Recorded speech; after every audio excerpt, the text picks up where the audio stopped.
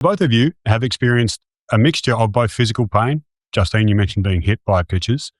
Jen, you also would have had your share of emotional pain along the way. And yet, with pain and when it hurt, you still kept going. And so I'm curious to explore that element a little bit, particularly in light of what you said there, Justine, around there's no guarantee. Like, I could do all this and it ends up with zero. Gone through all this pain. I'm going to get hit again. I'm going to get called names again. And yet here I go with no guarantee. Either of you can grab that and run with it, but I'm really curious to hear and share potentially with the listeners some of your strategies for it hurts, but I'm still going to keep going. For me, I would say that it was always a bigger picture. So if my head was going to keep hitting against the wall trying to break through, it was to make the crack for the people behind me to get in.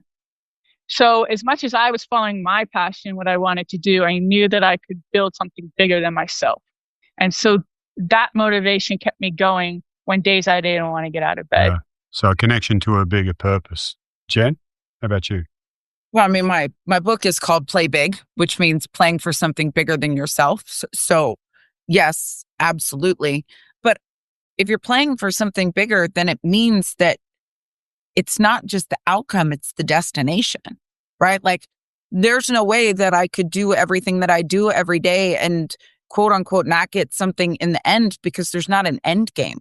I've done more than anybody ever thought possible. And so everything I do is more than I ever imagined, right? And to me, that's the challenge. And that's also what makes it so exciting, right? How do we look at this place and this space that we are in the world? Like, I'm a kid who loved puzzles, right? I like to connect the dots. I want to figure it out. Okay, so there's a barrier for resistance here. Why? Okay, well, we haven't been socialized yet enough. So that means we don't just need them to have me, we need to have a bigger purpose conversation. Does that mean that we can shift the narrative in esports in a way that they could see maybe through Madden, something that doesn't yet exist in the real world, right? Like, could we create that, what you need to see in a space that is theoretical, but already has that psychological power? So to me, every day has different challenges that aren't just worth the sum total of some end game. They're worth everything that we do every day. That's what invigorates me, right? Every day is a new challenge. And yes, there are painful parts. And that pain, honestly, my go-to is humor.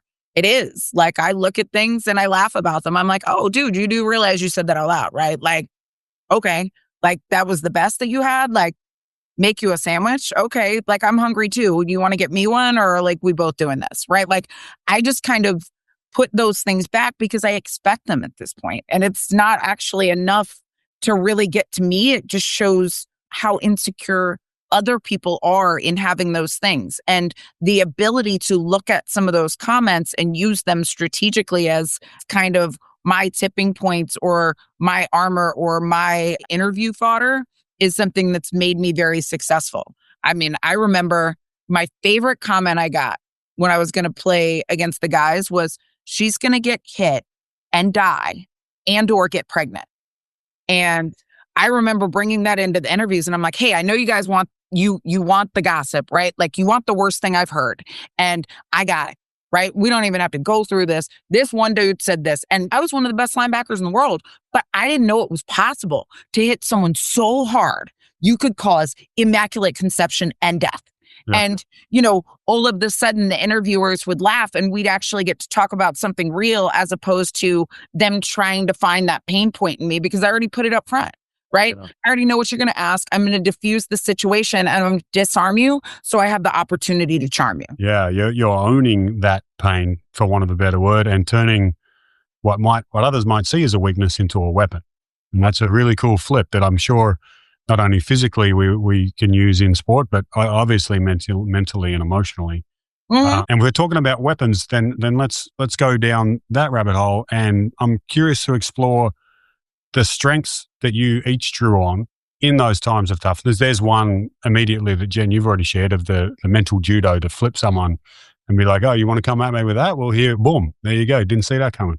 Justine, what would you say are some of the character strengths that stood you in good stead to deal with the the vague path really that you both described, where it's like there was no one to follow before. I couldn't make this up. And so I have to either solve puzzles, which Jen has mentioned, or I have to just be bullheaded, or I have to be super nice and like kind of weasel my way in. Like, what was it for you that you look at and you see like that was the strength that I drew? He was a strength in application. I would say my strength is that my resilience. I never gave up. So I asked the A's for 4 years if I could come coach for them. 4 years. And every time I spoke to him, hey, I just got my PhD. Hey, I went to scout school. Hey, I just did this. Just making myself more qualified over and over until I got there. But there was also sort of maybe an inner strength. When I first coached in 2009, I had a coach who told me how much he didn't want me on his field, how useless I was, so on and so on and so on. And I actually walked away and, because you can't cry in front of anyone. I hadn't had someone talk to me like that in such a short period with other people watching. And I went out into my car and I drove down the street and I broke down for like 2 minutes. And then I decided that, you can't control how other people act. You can only control how you're going to respond. And so for me, I decided that when others were mean, I would be kind back. And so when, for example, the team kicked me out of the locker room, my daughter and I were making team brownies. And my daughter was like, why are we making them brownies? And they're like, because we're going to do a physical act of kindness. And it wasn't so that I could get them to like me. It was so that I can keep my own peace within. Because when you create anger inside you, it just creates chaos. And chaos and anger can easily take you off your path. So I was very certain that I wanted to keep my peace and I was not going to give up no matter what happened to me. And I was just going to keep going. So that's how I really dealt with it. And interestingly enough, that gentleman who told me how much he didn't want me on his team actually recommended me for a job 2 years later.